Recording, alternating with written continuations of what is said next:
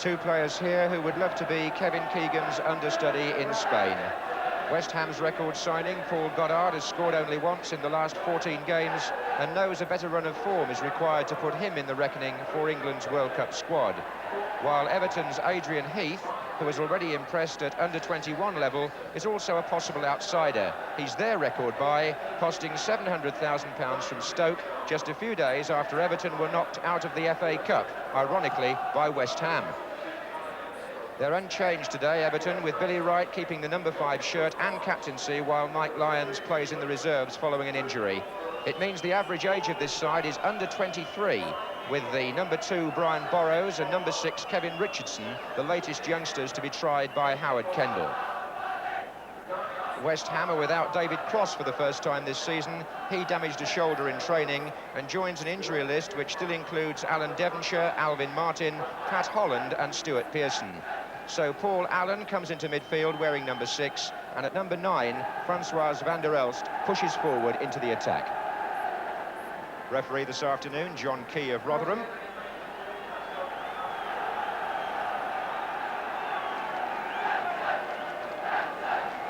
Everton kick off in blue shirts and white shorts, playing from the right, having drawn 5 of their last 7 matches. And West Ham have only won 1 of their last 10, so two teams here who were on the fringe of the championship race, but have fallen away a little in recent weeks. Adrian Heath.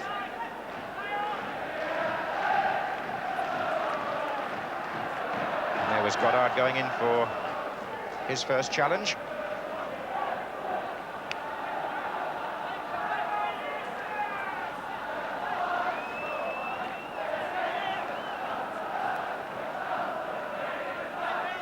There's Jimmy Neighbour, Ray Stewart for West Ham. Cross to the opposite fullback, Paul Brush, who's keeping Frank Lampard out the side. Well collected by Burrows, who looks for Bailey, and that was Neil Orr. Recent signing from Morton. Bonds challenging Sharp. Offside flag was up there. Play goes on, and here's Neighbour.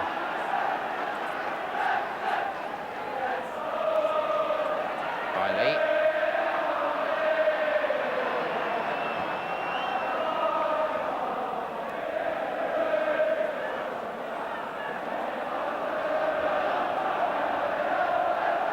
This is Brush.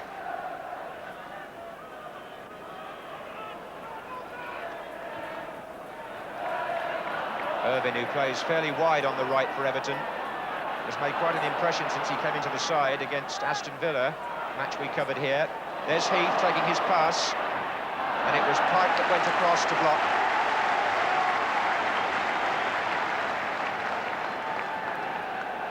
Good play by Irvin, who's forced the corner, for which Higgins and Wright have gone forward to the near post.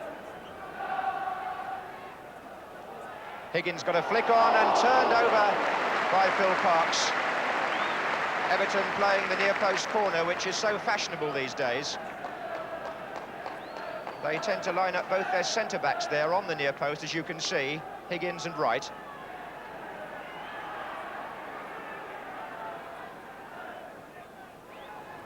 This time Orr got his head to it, and Van der Elst with the overhead clearance. Burrows. Back to Irvin.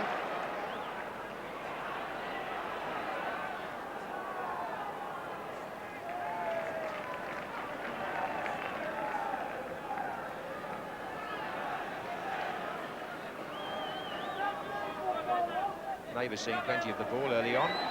Here's Goddard. Van der Elst coming in from the far side now, and Billy Wright sliding in to stop him, and then Higgins having to turn away.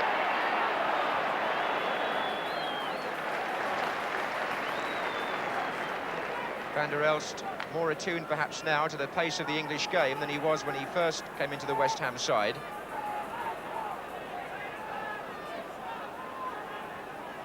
Burrows. Heath. Irvin. He shook them off nicely there, but Sharp has got the chance to shoot. Well, they're still talking about a goal he scored against Tottenham here very recently, Graham Sharp. That wasn't a bad effort on his left foot.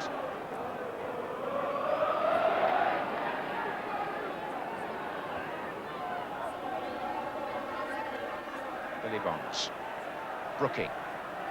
Touched on to Goddard.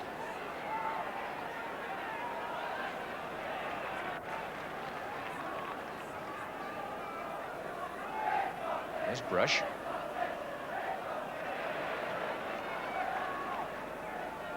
Not a match that's taken any real shape so far. Here's Pike. Nicely done by Stewart to Allen. And Neville Southall got his body behind it, which was the important thing from his point of view. Awkward shot to deal with from Paul Allen.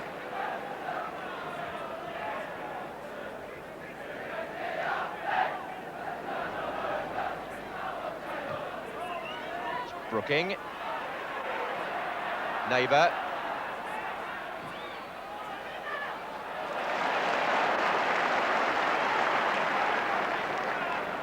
Here's Wright. Borrows. And now Bailey. Here's Ross. Richardson's pulled away to the left. That was sharp. And away by Neil Orr.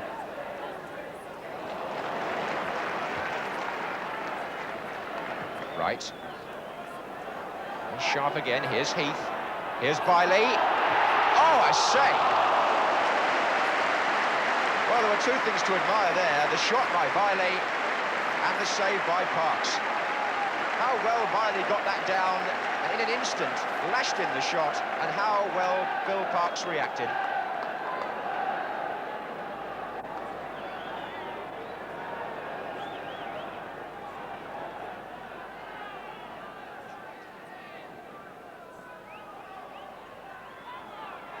Comes Richardson. Sharp! Well, there was no offside flag. West Ham are furious about that. Two of their players have gone to the referee. He didn't give offside, and Graham Sharp must see that as a very good chance wasted. Richardson headed the ball back behind the West Ham defence. Graham Sharp had a clear shooting chance, put it wide, and there was no sign of a flag, and the referee certainly hasn't given an offside decision himself. So that was the best chance of the first half.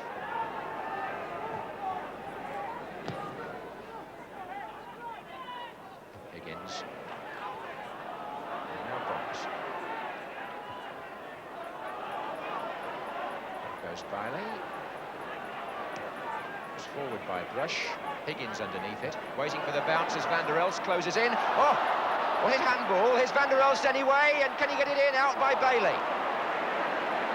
Higgins in a terrible mess. Now there's a shove on the far side anyway by Goddard. Free kick. But the bounce confused Mark Higgins. Van der Elst was putting the pressure on the ball, brushed Higgins, possibly on the arm, and in any case, Van der Elst got his shot in, and it was John Bailey who cleared his lines.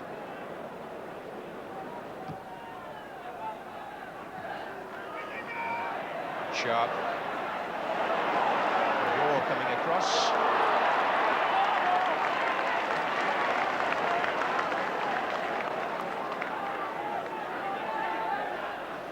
Heath is in there.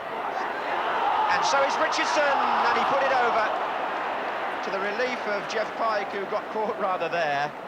Adrian Heath from the throw, initially causing the confusion. Jeff Pike got somewhat mixed up, and Kevin Richardson came thundering in and put his effort over the bar. Don't know whether John Lyle would agree with me, but I think West Ham's season went a little flat once Alan Devonshire got injured. They've certainly missed him on the left-hand side.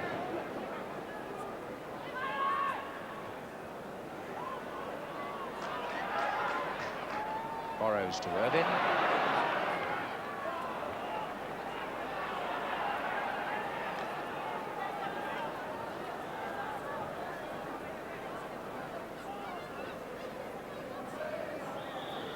Well, by no means a thrilling first half, but there were chances.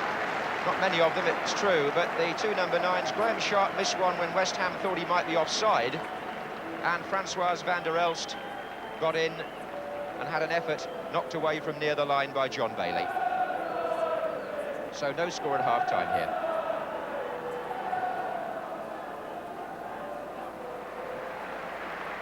It'll soon be cup final time again, and when Paul Allen, at 17, became the youngest man ever to play in the FA Cup final, that was in 1980, the man whose record he beat, and who'd held it since 1964, when he played for Preston against West Ham, the current Everton manager, Howard Kendall.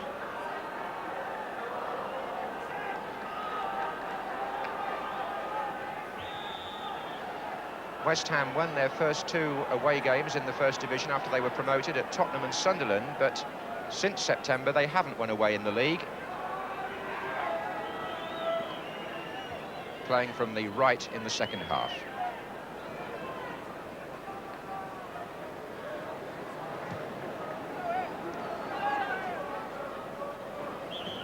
Little tussle between Higgins and Goddard, giving West Ham a free kick. Here's Stewart. Brooking.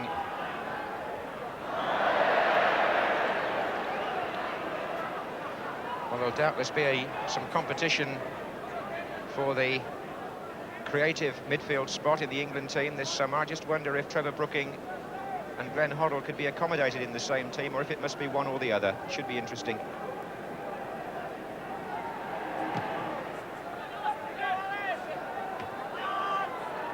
Here's Adrian Heath. On for Sharp. Bonds turned it away. Here comes Richardson, and now it's Ross. You see why managers encourage players to go in on shots and hope to pick up a rebound, because Phil Parkes needed 2 attempts to gather that.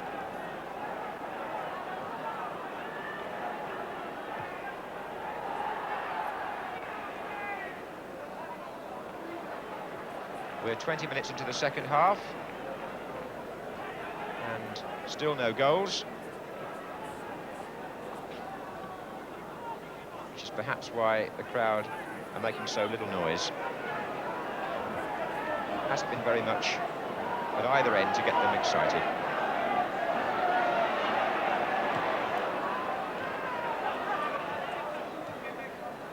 Well played by Irvine to Ross. Heath is up there, so is Bailey. Oh, he's turned well here, has Bailey. Right across and a chance there. And Sharp was so close, and he won't come any closer.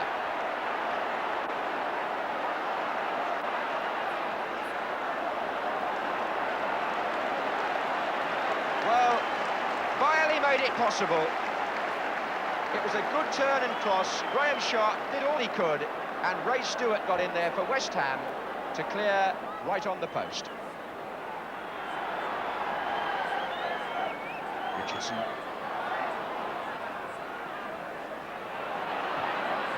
And that's come off Stewart for a corner. So is this the time for Everton? They've been threatening with the balance of play in their favour to finally break West Ham down. Can they do so from this corner?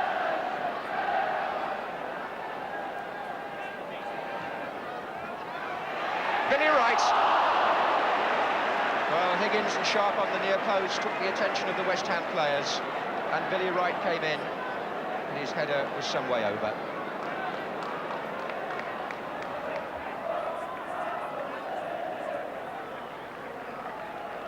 So it's Neighbour.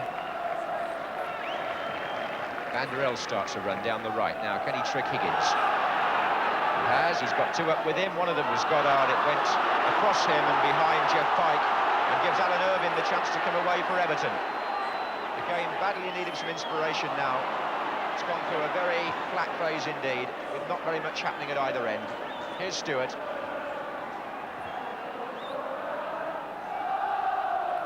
Bonds. Offside, Neighbour.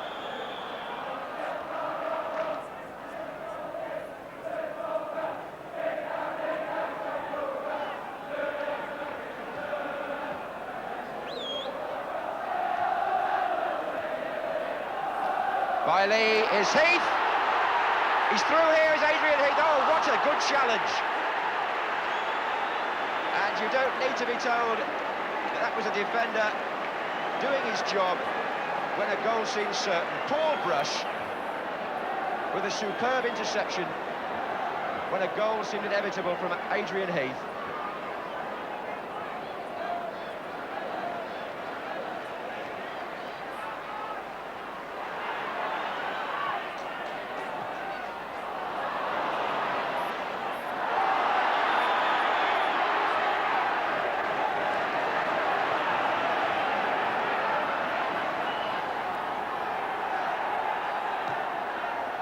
Bailey's on the far post, Phil Parkes coming for it.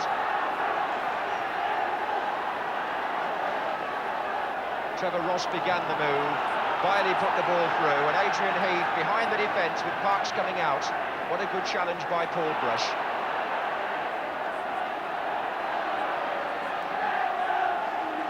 Here's Ross. Irvine.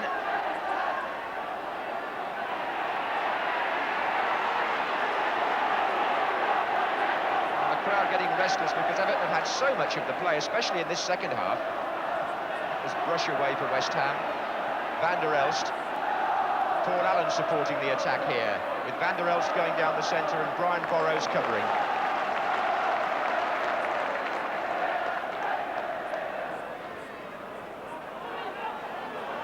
Here's Burrows. Scott Bailey making a run. Here's Heath. This is Ross. Now Wright joins the attack. And Sharp. And Bailey. And Parkes going to his right to make a useful save as Bailey tried to curl one. And now in injury time, surely Everton's last chance. Higgins and Bonds going up together, but the referee's already blown. And John Lyall may reflect on his side's first clean sheet since the 7th of November. Howard Kendall may reflect on 3 goalless draws in a row for Everton, and that may be